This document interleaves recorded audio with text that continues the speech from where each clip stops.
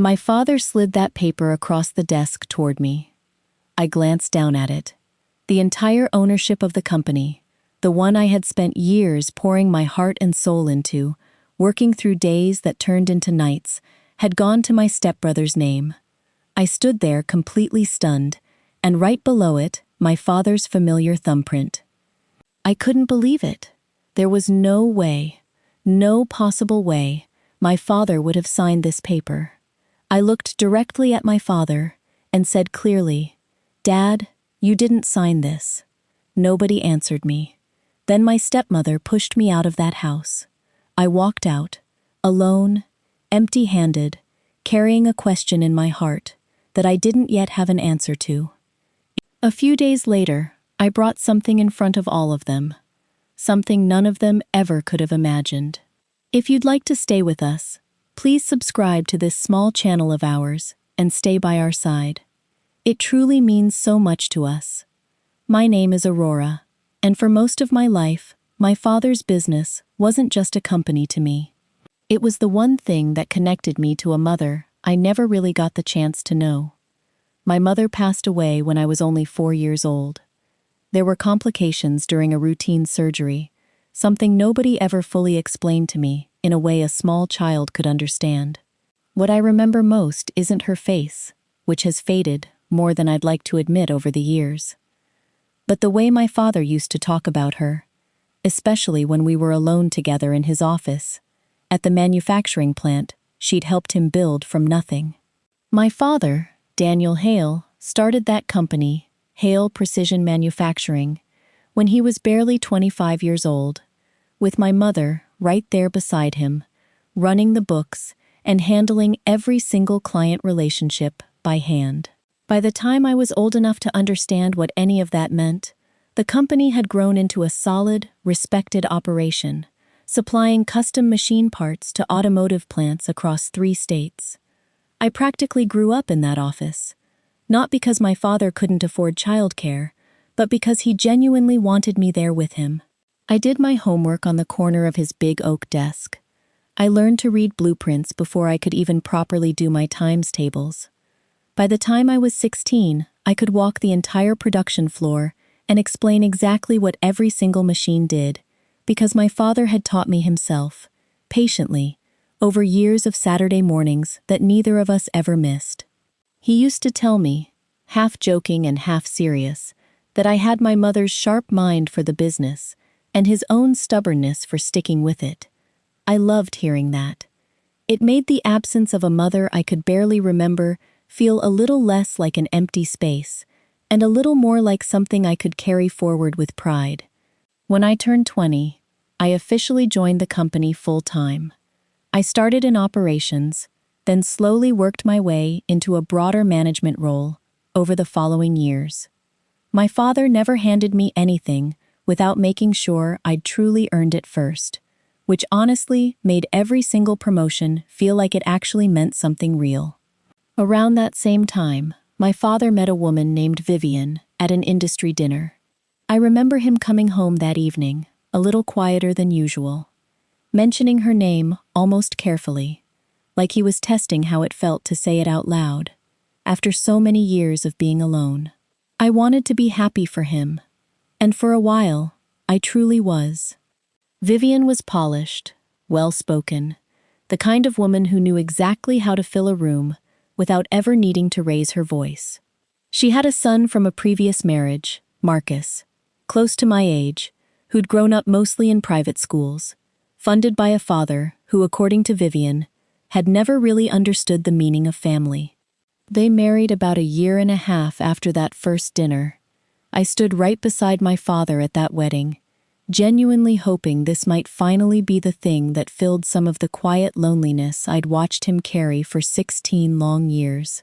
Before I go any further with this story, I just want to say, if you're the kind of person who enjoys stories like this one, stories about family, about loyalty, and about the quiet strength it takes to rebuild your life from nothing, I'd be so grateful if you'd consider subscribing to this channel. It truly means the world to me, and it helps this little community of ours keep growing. Now, let's get back to Aurora's story. What I didn't understand yet, standing there in that moment, was that Vivian hadn't married my father because she loved the life he'd built. She'd married him because she'd already started quietly calculating exactly how to take it away. The first few years after the wedding were quiet enough that I genuinely stopped worrying. Vivian mostly kept to herself when it came to the business, occasionally attending company events on my father's arm, always perfectly dressed, always saying exactly the right thing to exactly the right person. Marcus, meanwhile, drifted between one half-finished business idea after another, ventures my father quietly funded, without ever fully mentioning it to me. I'd usually find out secondhand, through little comments Vivian made at dinner, about how wonderfully supportive my father was being, helping Marcus find his footing, as she liked to put it. I honestly didn't think much of it at the time. My father had always been a generous man. It never crossed my mind that generosity like his could be something someone else was patiently, carefully taking advantage of. Then, about 4 years into the marriage, my father started getting sick. It began small. Tiredness he brushed off as simply overworking himself. Occasional dizzy spells he blamed on skipping meals during long production deadlines. I remember driving him to a few of his doctor's appointments myself, watching him grow thinner over the course of that year, his once sharp mind slipping in small ways that genuinely frightened me. Vivian became, during that period, almost fiercely attentive. She took over managing his medications entirely. She insisted on handling all his appointments herself, gently but firmly discouraging me from getting too involved, because, in her words, "He needs consistency right now, sweetheart. Not too many hands in the mix." And I trusted her. I trusted her completely, because questioning that trust felt, at the time, like questioning my own father's judgment in choosing her as his wife. As his health kept declining, Marcus started showing up at the office more and more often, sitting in on important meetings he had no real business attending. Slowly, quietly, being introduced to our clients as someone who would be stepping up to help support the family business going forward. I brought my concerns to my father directly, more than once, gently trying to understand why big decisions were suddenly being made without me. Decisions about contracts, about staffing, about the very operations I'd spent over a decade learning inside and out. He'd grow confused during these talks, sometimes even contradicting himself within the very same sentence, and Vivian would step in almost immediately, redirecting the conversation, telling him softly that he needed his rest, that these discussions could always wait for another day. I didn't know yet that they never actually did wait. They simply happened without me, in rooms I was quietly no longer invited into. About 6 months later, my father called me into his office. Vivian and Marcus were already sitting there when I walked in. He looked smaller than I remembered him, his hands trembling slightly as he slid a folder across the desk toward me. Inside was an updated will, along with a formal transfer of the entire company, now placed completely in Marcus's name. I sat there in complete shock, waiting for my father to explain, waiting for him to push back, waiting for him to be the man who'd once taught me to read blueprints on quiet Saturday mornings. Instead, he simply looked at me with an expression I'd never once seen on his face before. Distant, uncertain, almost apologetic, in a way that didn't fit the moment at all. "It's for the best," he said quietly, though the words sounded like they belonged to someone else entirely. "Marcus is family too, sweetheart. This way, everyone's taken care of." I looked over at Vivian. Her face was calm, composed, almost sympathetic, the exact same expression she'd worn every single time she'd gently steered me away from my father's decisions over the past year.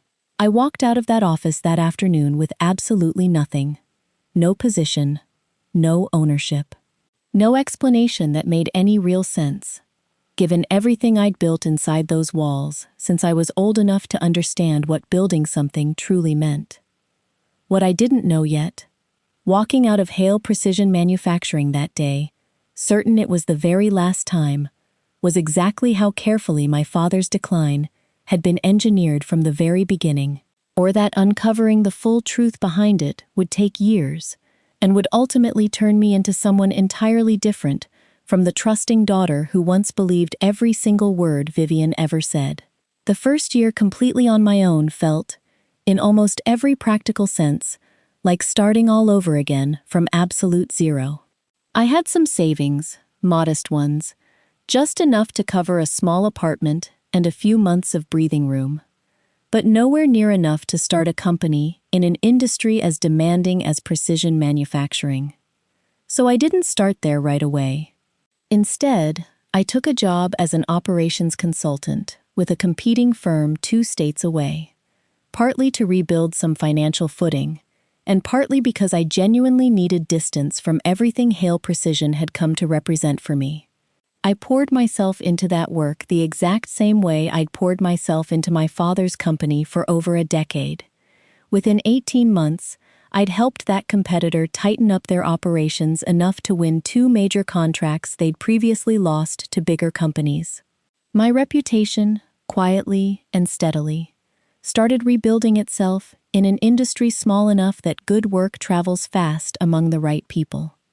I started my own small consulting practice not long after that, working with smaller manufacturing companies who were struggling with the very same kinds of problems I'd spent years solving inside my father's business.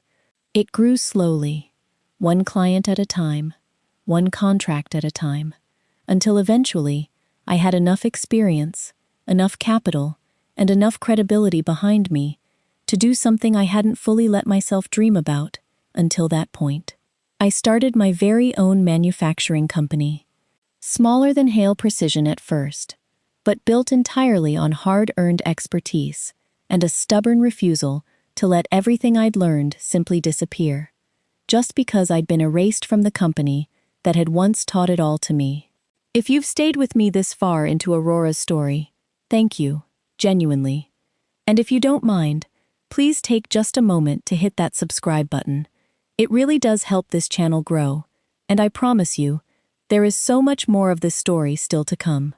During those years of quietly rebuilding my life, I checked in on my father from time to time, though our conversations grew increasingly strained, increasingly confused on his end, conversations where he sometimes seemed to forget entire years had even passed, his voice carrying a fragility that never quite matched the strong, steady man I remembered so clearly from my childhood. It was during one of those visits, nearly 3 years after I'd been forced out, that I noticed something that finally made everything click into place, with a clarity that turned my stomach completely. A prescription bottle sitting on his nightstand, one I didn't recognize at all from any of the medications I'd once helped manage myself during his early decline. When I quietly asked the home nurse Vivian had hired about it, she mentioned, almost casually, that Vivian had been personally managing a very specific supplement routine for years now, something she'd insisted wasn't necessary to share with the rotating nursing staff, since she handled all of that herself. That one simple comment sent me down a path I never expected to walk. I quietly hired a private investigator, someone experienced specifically in financial and medical matters involving family estates. What we slowly uncovered over the following months painted a picture far more calculated and deliberate than anything I'd ever allowed myself to imagine. Medical records showing troubling inconsistencies between what his doctors had actually prescribed and what Vivian had actually been giving him. Financial records showing significant, unexplained withdrawals from the company accounts, routed quietly through Marcus's various failed business ventures, years before that final ownership transfer ever took place. A pattern, carefully built over years, designed specifically to keep my father dependent, confused, and ultimately compliant enough to sign away everything he had spent his whole life building.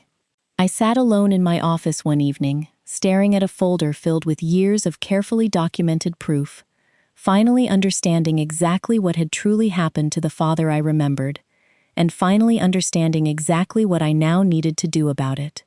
I sat alone in my office one evening, staring at a folder filled with years of carefully documented proof, finally understanding exactly what had truly happened to the father I remembered, and finally understanding exactly what I now needed to do about it. Now, before I tell you what I did with that folder, I want to take a moment to genuinely thank you for sticking with Aurora's story all the way to this point. If this story has moved you even a little, if you believe that the truth always finds its way to the surface eventually, I would be so incredibly grateful if you'd hit that subscribe button right now. It truly means more than you know, especially for a small channel like this one. And if you have a moment, please leave a comment below and let me know what you think should happen next. I read every single one of them, and I promise, hearing from you is what keeps these stories coming. If this story touched your heart even a little, please give it a like too. It helps more people find us. Thank you so much for being here. I'll see you very soon with the rest of Aurora's story.